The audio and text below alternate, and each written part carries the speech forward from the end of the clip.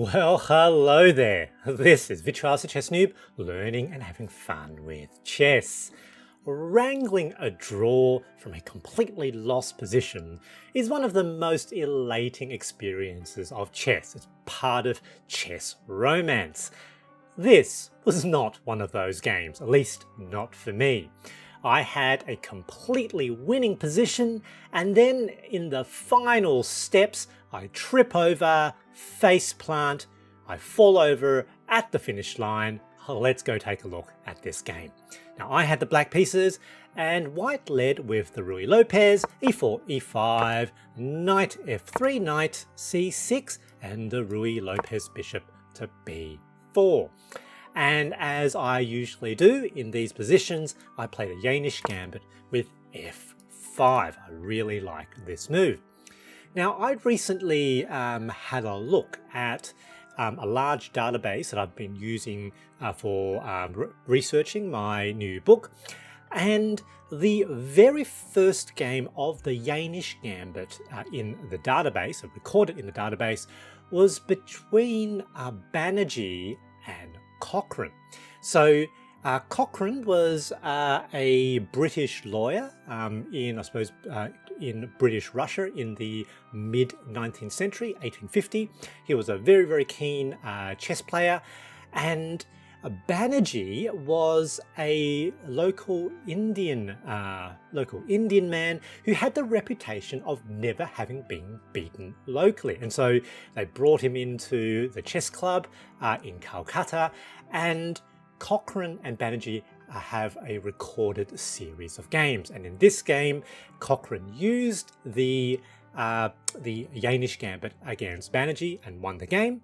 However, in some other games, Banerjee, of course, played the openings he was familiar with, and these are the openings that we now know as the Indian game, also Indian attack, Indian defense, for example, King's Indian attack and defense. Anyway, the reason I raise that is my opponent is also from India. Now, in the Banerjee game, Banerjee decided to opt for an exchange variation, but here my opponent decided to play in a more defensive way. So d3, one of the best responses actually to the Jaenisch Gambit, and here what you should do is take, develop the knight. This is all book. Short castle, so very, very structured, getting the king to safety. I bring out my bishop. One of the cool things about the Jaenisch Gambit is you can see white has a small advantage here, is that some of the sensible looking moves actually end up being inaccurate, and black actually regains the advantage quite easily. So white here develops and activates their rook, moving it to e1. Now, that's a very sensible move, common in, for example, in some of the Italian lines, but this is actually an inaccuracy, back to basically 0-0-0, developing the other knight, or maybe, bishop to g5, pinning the other knight is actually best here. Now, in this position, I now short castle myself. They play a slow waiting move.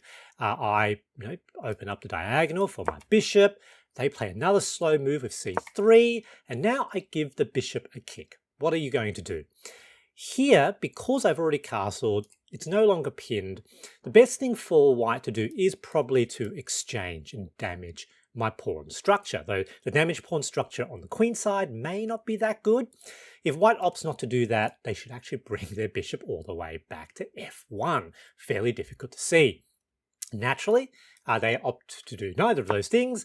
They bring the bishop back to a4, and again, that's a bit of an inaccuracy, and you can see black is accumulating little bits of advantage. Now here, I decide to move my king to h8, because after an attack here, they can potentially, get a check. Just moving the king out of check prophylactically, I thought that was okay. They now move their bishop. This pin is no longer accurate. I decide to move my queen out of this pin, though of course noting it's repins the knight, but I thought, afterwards I've got b5, so I thought that would be okay. Develop the other knight. Here we go. Attack that bishop. Stockfish says that's a bit slow, and in fact, queen to g6 is best. And the idea potentially is I can sacrifice a bishop, that sort of damages, opens up the G file, which of course then pins the dark square bishop to their king, and then there's a potential attack putting pressure on the pin piece. So that's a potential attack that I had. I did think about that. I was worried about something like knight to h4, but of course that doesn't work because straight up take the bishop. So undercalculated there. Now, nonetheless, I thought this was not too bad. Still mostly equal, slight advantage. Bishop slides now to b3 as expected, and now I advance my knight forward. They probably move their knight here because, of course, this bishop pins the f-pawn to the king, so the knight could potentially jump safely to the g3 square, though it has no real targets there, so I wasn't going to do that. So this was perhaps a slightly wasted move, but you know, it is sort of useful to note that pin, very, very useful pin. Here, I thought what White was most likely going to do was to sacrifice their bishop. Get rid of that bishop. I was pretty happy with that. And the reason they'll have to do that is otherwise there's this double attack here, and that's, again, fairly problematic for White. So, as expected, captures, and now, rather than opening up that E file, I wanted to keep that closed, constrains their pieces, activate my rook. Rook to F4. All right. So, White now plays a very, very forthright aggressive move. Stockfish calls this a mistake, but the idea here is they've got the queen and the bishop on a battery with an attack there. However, not scary at the moment because the back rank at the moment is defended. If I move the bishop, then that rook still defends the back rank. However, in this position, I don't find the best move. The best move here is actually the straight up take. Opens up the G file with check. Rook still defends the back rank, and here White has some serious problems with the king's defense. I just couldn't feel like I could commit to that sacrifice at this point, so I decided to play this move, which was a mistake. My idea was to defend the knight against the attack by the queen, and then I could move the queen. That's what I was thinking. They now move their knight, and here I find the best move in this position, or one of the best moves in this position. Same idea. I want to damage the defense of their king, and here what I do is I sacrifice the rook. A rook captures the knight on f3. Stockfish rates this as a brilliant move because captures, queen to g6, or with check, king has some problems. So king moves here. Unfortunately, here I make the wrong move. I should play a rook to f8. Moving the rook out of the way so that the knight is no longer pinned. But instead, I, without too much thinking, just went straight up took and gave a check. But that's a blunder. You can see a complete reversal, and it's a reversal because White's king can run. It runs to e2, and here within that sort of cluster of pawns in the center, the king is completely safe. And I've got nothing left, but my problem is my knight is now hanging again. It's hanging and pinned to the rook. And so having to retrieve this problem, basically I completely lose the initiative. So had to bring the bishop all the way back. You can see Stockfish says, just give up the knight, but I couldn't contemplate that at the moment. They now get the advantage, they get the initiative, I lose my initiative, had to bring the queen all the way back as well.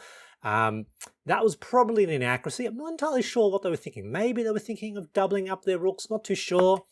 Here, I give an attack on the queen, so I now can finally move my knight, and of course, that is defended by my queen. And luckily for me, in this position, White made a mistake. So White is up a point of material. However, I think that they thought that that point of material was good enough that they could now cash out, try to trade down, and maybe move towards a winning endgame. This was a mistake because we see here after the queen's trade, we trade a few more pieces, and now we move into an endgame. But remember, I sacrificed my rook for one of their minor pieces, for their knight, and now we've actually entered an endgame where they've got the rook pair and a light square bishop, while I've got the bishop pair and the rook. And more than that, I still have 7 pawns. So I've got a pawn majority. They've got 6 pawns, but 2 pawns are doubled on the F file. So it's like they kind of only have 5. And with so many pawns left on the board, the rook mobility is quite poor. Keep an eye on these rooks. These rooks do not do very much over the next 10 turns or so because they can't. They're hemmed in. They're blocked in by the pawns. While the bishops tend to have quite good mobility and they synergize as the bishop pair when there's still a lot of potential pawns left on the board. So here, in fact, they've got a point up in material. Stockfish says the position is basically equal. Now, what that actually means is I must have some sort of compensation for Stockfish to say that the position is equal when they're up a point of material. And what that difference is I've got a better position and I've got better piece mobility, and in practice, it's easier to play as a human. So the position is equal, but in terms of perfect play, that's difficult to achieve when we're looking at relatively, somewhat inaccurate play. The player who has the easier play, who has the better position, better mobility, often does better. All right, so attack the bishop, bishop forced to move back, and here I just push these pawns forward. They try to give an attack, that's fine. King moves in, they can try to double up. I could probably have just pushed that pawn to h5. Wasn't so sure I want to do that right away, so I decided to just park the rook there for now. And these rooks can't do anything. They've got nothing left. They tried to attack this way, that's fine. Push forward, captures. These pawns are blocked. Notice my h pawn is actually a passed pawn. And potentially, I may be able to get another passed pawn with either my d or c pawn as well. Now here I thought, what are they trying to do with their king? I thought they were going to try to march their king forward, try to infiltrate, partly because their rooks can't do anything. However, this gives me a potential tactical response. The king can't move in. I've just got too much control with my bishops and my pawns. But if they're going to move forward, I thought that they're eventually going to move into this square. And on that square, bang, I have a potential skewer. So that's what I was doing. So I move my c pawn forward, basically controlling all the dark squares. Seemingly there's these light square holes. Is white going to fall for it? Now they decide to move a rook first. That's fine. Let's block now. And there we are. They had the idea, and sometimes when you have a tactical idea, you can fall into a bit of tunnel vision. King to c4. It's a blunder because I straight up win now their bishop. And notice this king cannot move to any square that defends their bishop because it has to be a dark square, and I control all the dark squares. So move forward, that's fine. I win the bishop. They try to do something with that, that pawn at the end of the chain, but c4 defended by the bishop. So the bishop pair, so powerful. They now make an attack here. That's fine. I give a check. King moves here now. Now defending that pawn again and potentially move forward. Discover check, which then puts my c pawn all the way to one step from promotion. They take. In this position though, I thought about doing this, but after this, I thought that just felt a little bit too dangerous to me. So I decided to take this way first. Either are actually okay. Stockfish thinks that that might be a little bit more accurate. However, I thought that might be safer. And one of the things I want you to take note now is I've got only about a minute left. So in these slightly complicated maneuvers, I had to play very accurately, but also had to play quite quickly to not lose on time. So this was a fairly stressful position for me. They take, that's fine, give a check, now give another check, okay, no mate, push the pawn forward, expect them to take, captures. This is now an outside pass pawn, very, very good. So with a minute left, my thought is I'm going to really just try to push that all the way to the end. They give an attack, move my bishop back, they give a check, now king into this very, very safe bunker, this very safe nook for my king. Very, very good. Don't have to worry about accidental checkmates or, having a pin or having a skewer anymore. Excellent. Now they move the rook to defend the back rank. That's fine. Push this pawn. That's all I have to do. They do that. That's fine. Push the pawn. They push this pawn here, giving an attack. That's probably the right approach. Like technically that's kind of an inaccuracy or a mistake, but they've got over 10 minutes. I've got under 1. Every single time they do an attack, I have to think things through. However, I found, yes, I can take. You can see I used up a fair amount of time there because in this position, if they trade this way, that's fine. We move into a completely winning endgame. It simplifies. If they do something else, let's say they decide to move their rook somewhere else, well, I've got check and I win their rook again. So once again, perfectly okay for the simplification.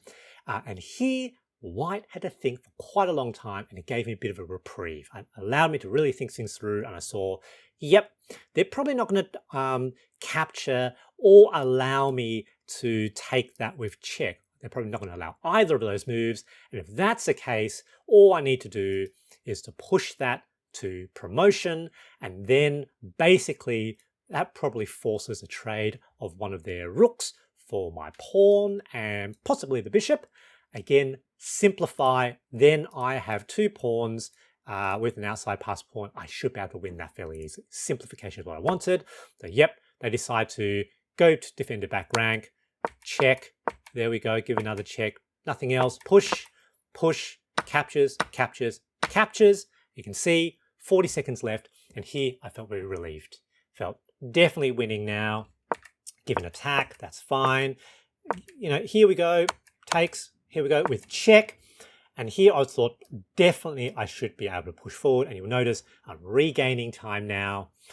And unfortunately, with the pressure off, I navigated that fairly tricky endgame previously under a fair amount of time pressure, playing that accurately. Whenever you feel the hazard is over is sometimes where the danger really lurks, because in this position, completely winning, I stopped thinking quite so carefully. I stopped using my time carefully, thinking through every move, push, give an attack. And the correct move here, almost doesn't really matter, is probably just to here, or maybe to here, or defending the bishop. In this position, without thinking too hard, I played bishop to f3. And the moment my finger went off the mouse, I realized, oh no, that's a blunder, because captures, and here I knew that this was a draw. There's not really anything that I can do. It's a draw, but the problem is they've got 7.5 minutes left. I've got 1. White can potentially make use of time, hang around, harass my king, and potentially I will then blunder a loss. So in this position, I thought, look, what I actually need to do is I need to force a draw so I don't lose potentially on time.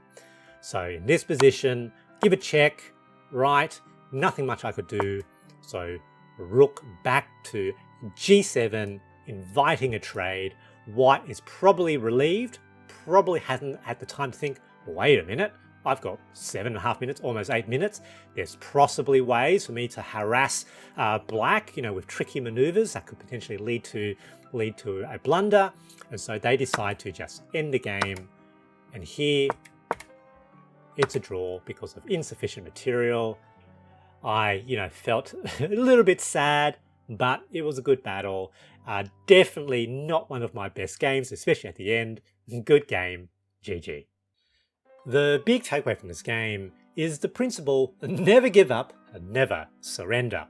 Even if you're in a losing position, if you keep making aggressive threats, this creates the scenario where you invite your opponent to make a blunder. I hope you enjoyed this video, and thanks for watching.